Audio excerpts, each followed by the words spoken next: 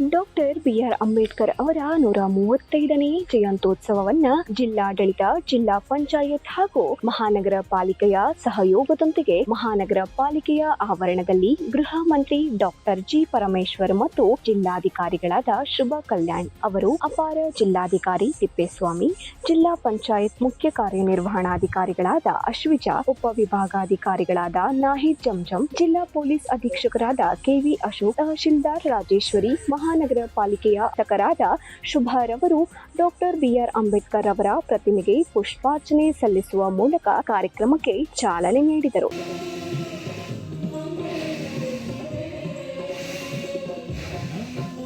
ಈ ವೇಳೆ doctor B R Ambedkar ಅವರ 135ನೇ ಜಯಂತ್ಯೋತ್ಸವದ ಅಂಗವಾಗಿ ಸರ್ಕಾರ ಹಾಗೂ ಗೃಹ ಸಚಿವರು ವಿವಿಧ ಕ್ಷೇತ್ರಗಳಲ್ಲಿನ ಸಾಧನೆಯನ್ನ ಗುರುತಿಸಿ ಜಿಲ್ಲಾ ಮಟ್ಟದ ಡಾಕ್ಟರ್ ಬಿಆರ್ ಅಂಬೇಡ್ಕರ್ ಪ್ರಶಸ್ತಿ ಹಾಗೂ ಬಾಬು ಜಗಜೀವನ್ ರಾಮ್ ಪ್ರಶಸ್ತಿಯನ್ನ ನೀಡಿ ಗೌರವಿಸಿದರು.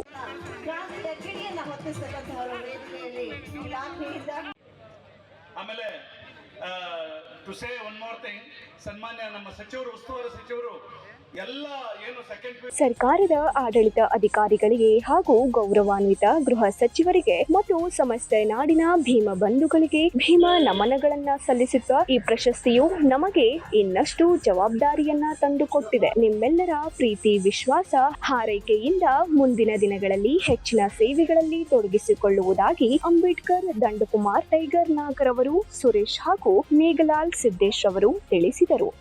Babu Khan, 9 live news, Tumakuru.